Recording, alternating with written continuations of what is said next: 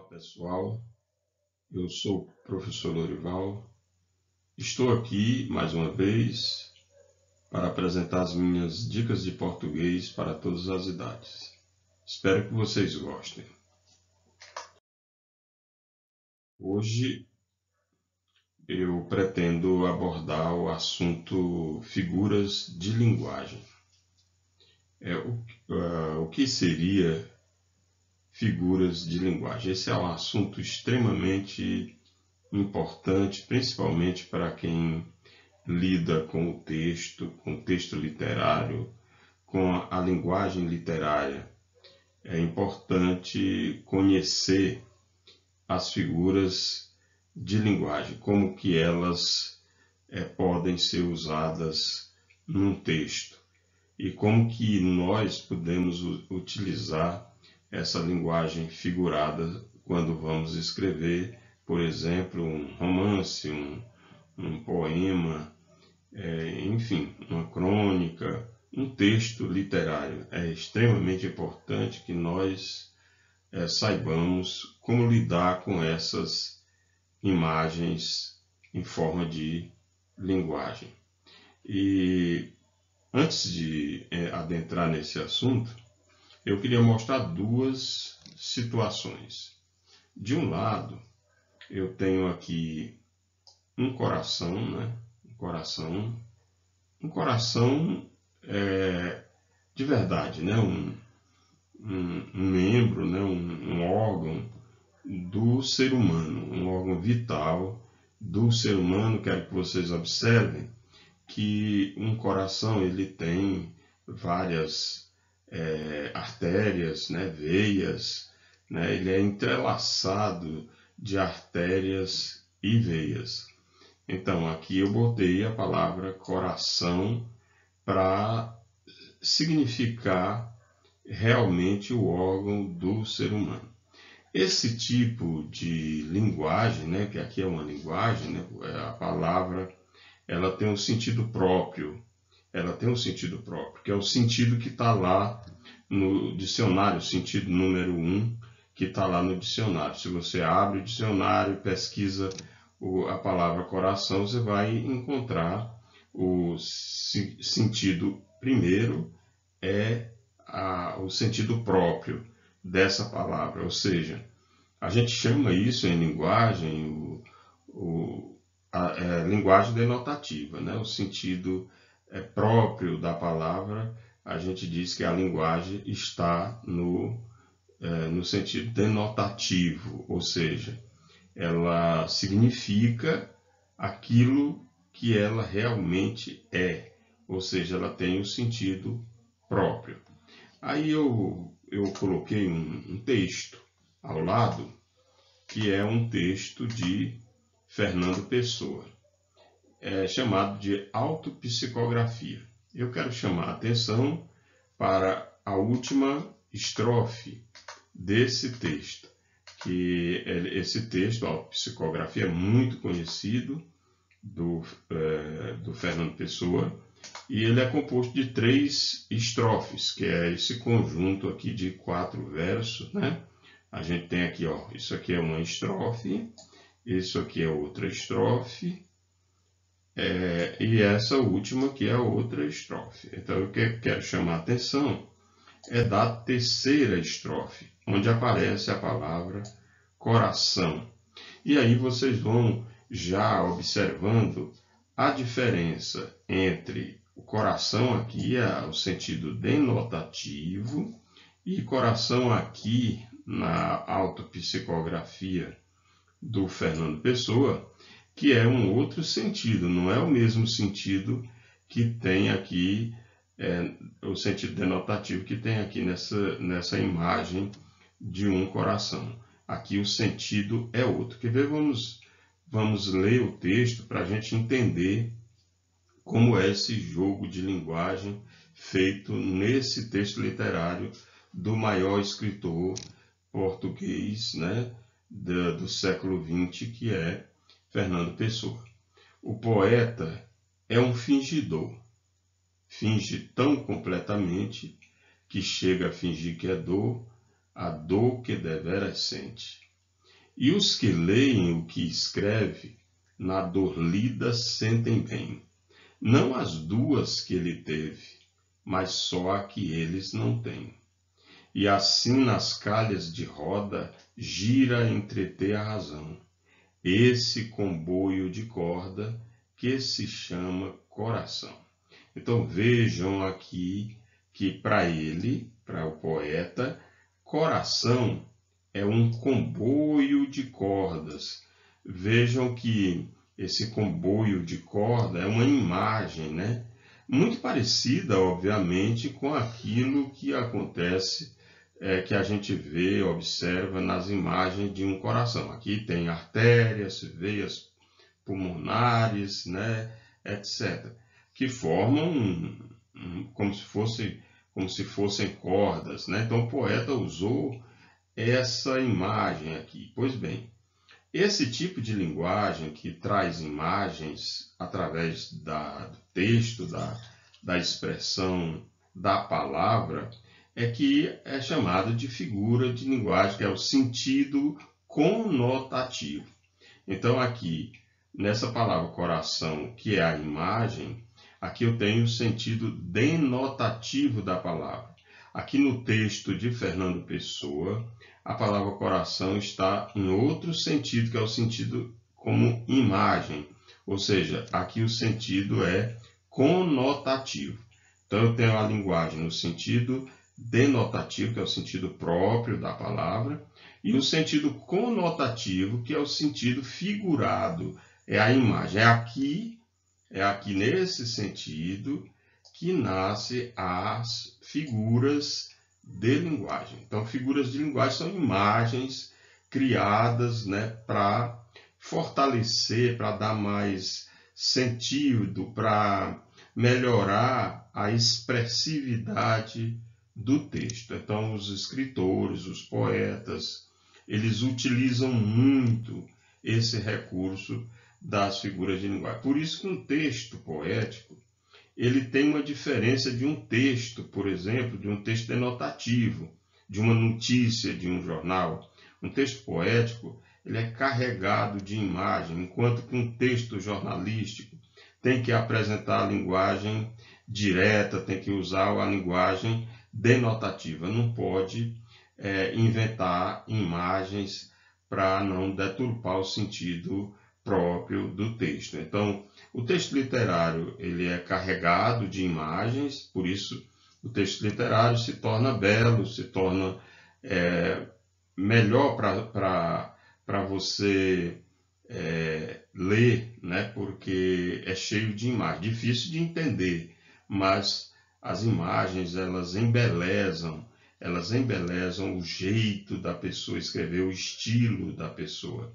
Então isso é que eu queria chamar a atenção para o sentido denotativo da linguagem e o sentido conotativo. O sentido denotativo é esse próprio e o sentido conotativo é o sentido literário, é o sentido figurado da palavra.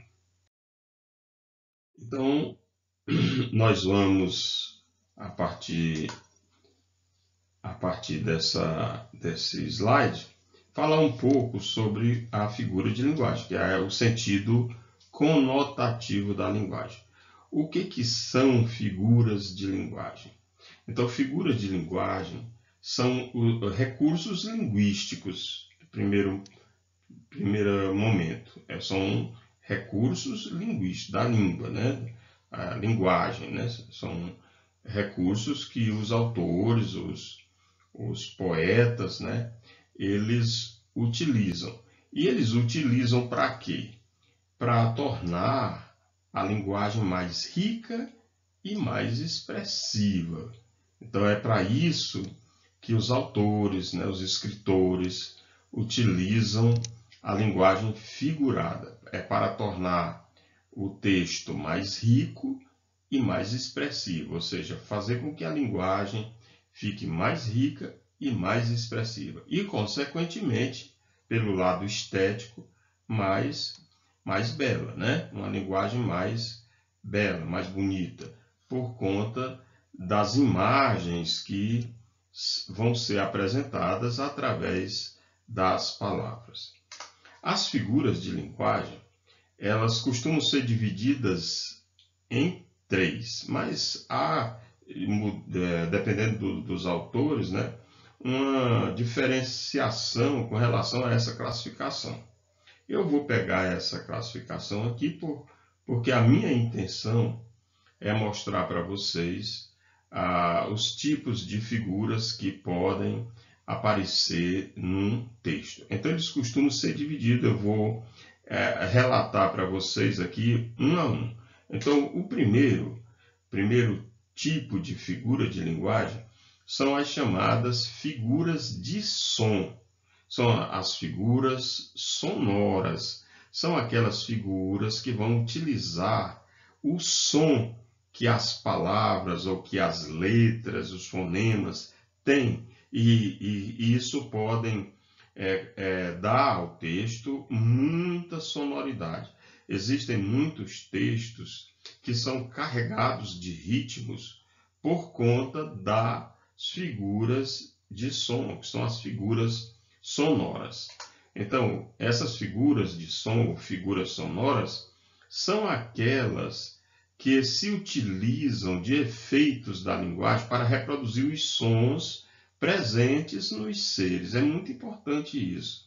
Você vai usar a palavra, né, para ela representar sons que os seres apresentam. E isso você reproduzir num texto, numa poesia, numa prosa poética, né, em que você pode, vamos dizer assim, utilizar esse tipo de linguagem para embelezar e reforçar mais ainda, dar mais expressividade àquilo que você escreve.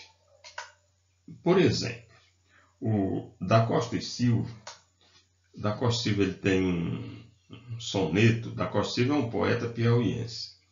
Ele tem um soneto chamado Moenda, a Moenda.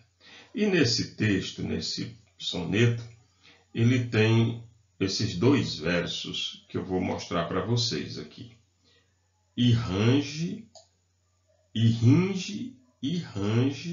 roquenha a rígida moenda, e ringindo e rangendo a cana a triturar. E range, roquenha a rígida moenda, e ringindo e rangendo a cana a triturar. O que se observa aqui? Que o poeta ele utilizou a repetição do fonema consonantal re. Então, essa repetição de fonemas aqui, ela vai produzir um som no texto. Esse som que é produzido pela repetição desses fonemas consonantais, que é o fonema re, pode olhar em ringe e range, roquenha, né? A rígida moenda. Então aqui a repetição desses fonemas, a gente chama de figura de som, figura sonora.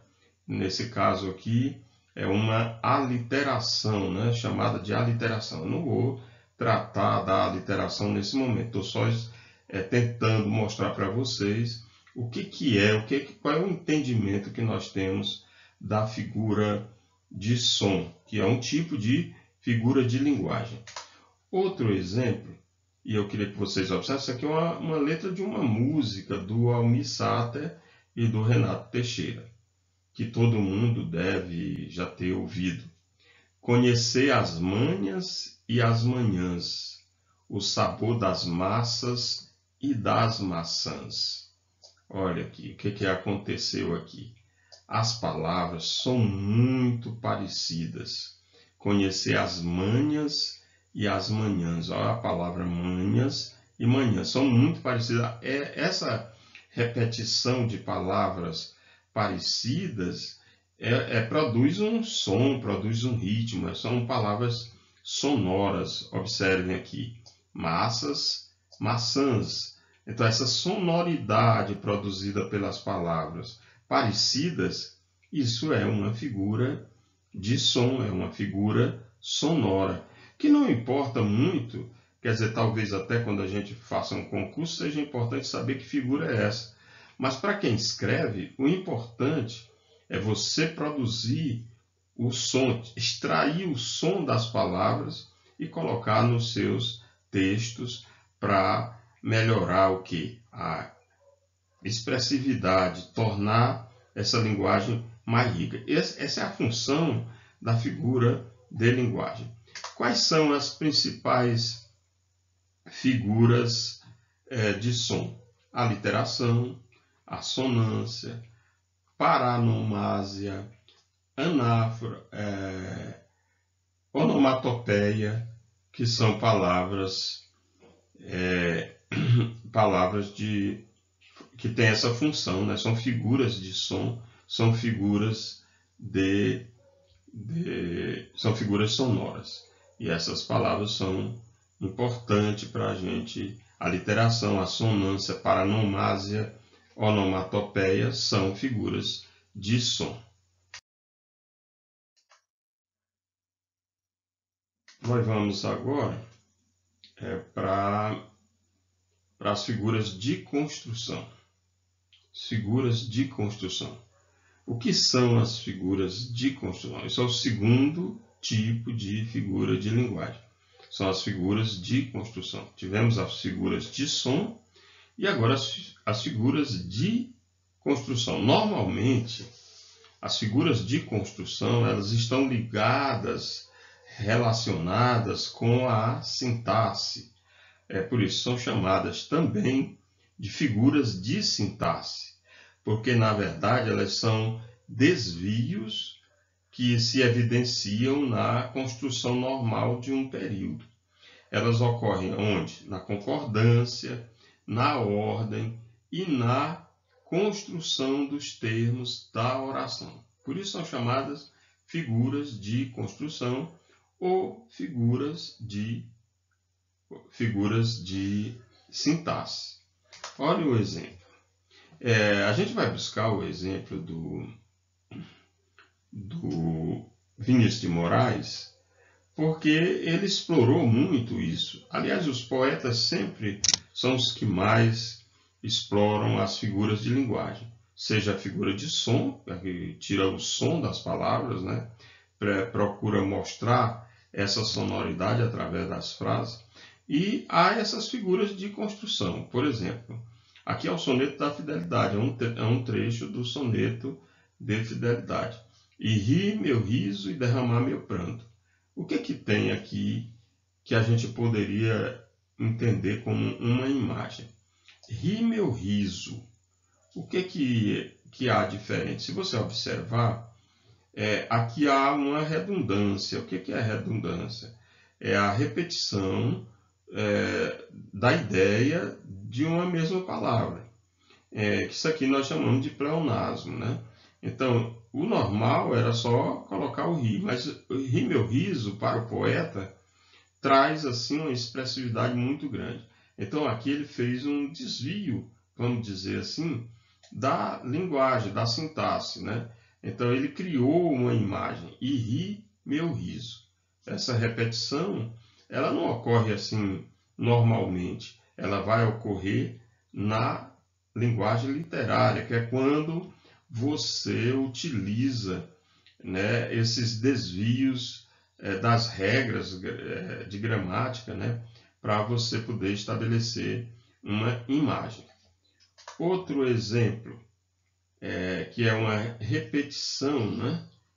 Você observa, tudo é silêncio, tudo calma, tudo mudez. O poeta, ele repete a palavra, né? Normalmente, o que acontece? Gramaticalmente, a gente aprende que a gente deve evitar a repetição de palavras quando a gente vai escrever. No entanto, quando se quer dar expressividade a um texto, quando se quer dar mais força significativa ao texto, a gente usa a repetição. Isso aqui é chamado de anáfora, né? Que é uma repetição de palavra, né? Uma repetição de palavra, de uma mesma palavra, né? Observe aqui se repete a palavra tudo. Então, isso aqui é uma figura de construção. É como se você estivesse fazendo uma construção diferente da frase, do verso.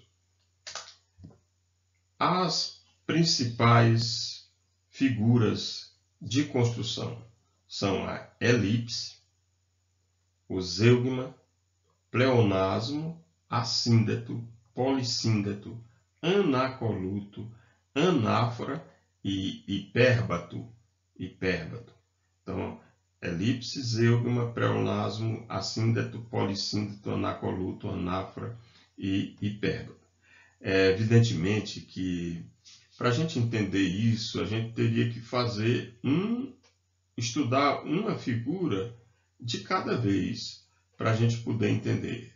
Provavelmente eu farei isso, mostrando pelo menos aquelas que eu julgar mais utilizadas, mais usadas assim, eu vou terminar fazendo um vídeo para cada uma dessas figuras e assim a gente poder compreender cada uma delas.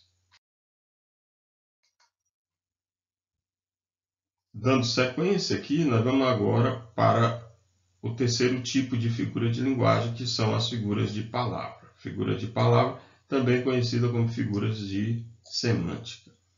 O que são figuras de palavra? Elas são figuras que consistem no emprego de uma palavra num sentido que não é o convencional, ou seja, num sentido totalmente, conotativo. É quando a gente muda o sentido próprio daquela palavra.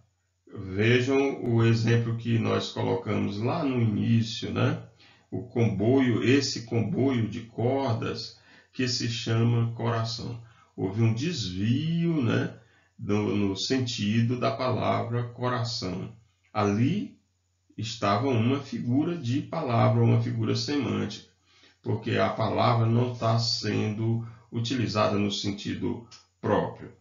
Se você pega, por exemplo, um animal, um leão, o leão é um animal, então é sentido denotativo. Se você desvia o sentido da palavra leão e coloca como característica de uma pessoa, então você pode dizer, aquele homem era um leão. Você desviou o sentido. Isso é uma figura de palavra. Vejamos um exemplo. Fernando Pessoa, ele tem um verso que diz assim, meu pensamento é um rio subterrâneo. Vejam que o poeta desviou o sentido da palavra rio. O sentido da palavra rio aqui não está no sentido próprio, não está no sentido denotativo, de curso d'água. Ele tem um outro sentido. Meu pensamento é um rio subterrâneo. Outro exemplo é uma música do Chico Buarque, que diz que a música Construção tem um verso que diz assim, e flutuou no ar como se fosse um príncipe. Observe a palavra flutuou, que é flutuar, e a palavra príncipe. Qual a relação que tem entre flutuar e príncipe? Veja que há um desvio no sentido da palavra flutuar. E flutuou no ar como se fosse um príncipe. Aqui está havendo, inclusive, uma comparação, que é uma figura de palavra. Então, para se entender bem isso aí, as figuras de palavra ou semântica são aquelas em que vai haver um desvio, no sentido convencional da palavra, elas vão aparecer no sentido conotativo.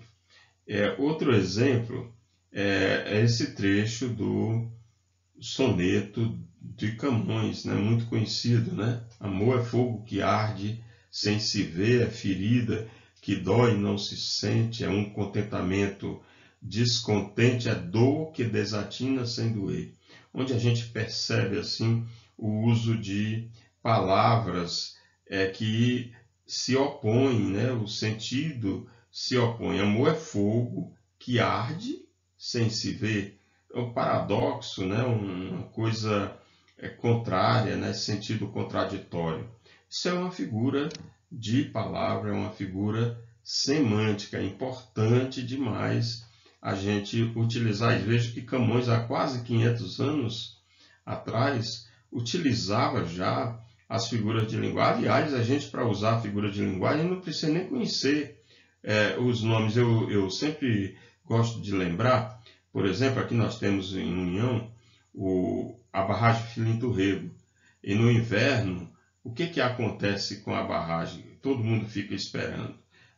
Quando chove muito, as pessoas vão lá na barragem, que nunca estudaram figura de linguagem, e dizem assim: a barragem está sangrando.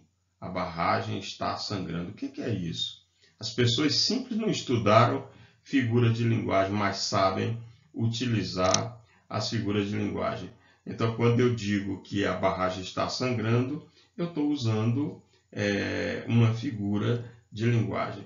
E assim a gente vai utilizando as figuras sem nem precisar de estudar. É claro que a gramática, os estudos de linguagem vão mostrar como que as pessoas utilizam essas figuras e como elas escrevem.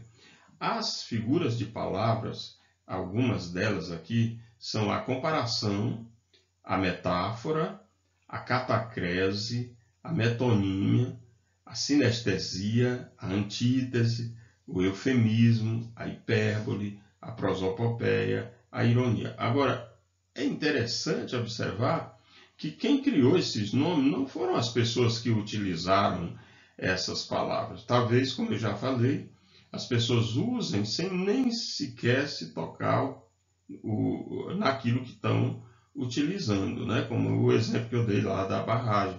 As pessoas não imaginam a imagem belíssima que criaram, né? E assim as coisas vão acontecendo. Quando a gente diz assim, eu quero beber um copo d'água, né? Quantas vezes as pessoas não falam isso? Beber um copo d'água, beber um copo, comer um prato de comida. Todo mundo repete isso aí e algumas pessoas acham que isso está errado. Não, isso são figuras, são imagens, são figuras de palavra. É importante se observar isso. Então, os estudiosos, eles encontram os nomes e nós, os falantes, nós usamos a linguagem, dando trabalho para quem estuda, quem pesquisa, né? Porque eles vão ter que ir atrás para saber estudar, pormenorizar aquilo que o falante utiliza, no caso, nós que falamos a língua portuguesa. Então, esse assunto eu reputo da mais alta importância para quem fala, principalmente para quem escreve textos, tá certo? Então, espero que vocês tenham entendido esse conteúdo e no próximo a gente prepara um outro assunto interessante para todos. Até o próximo vídeo.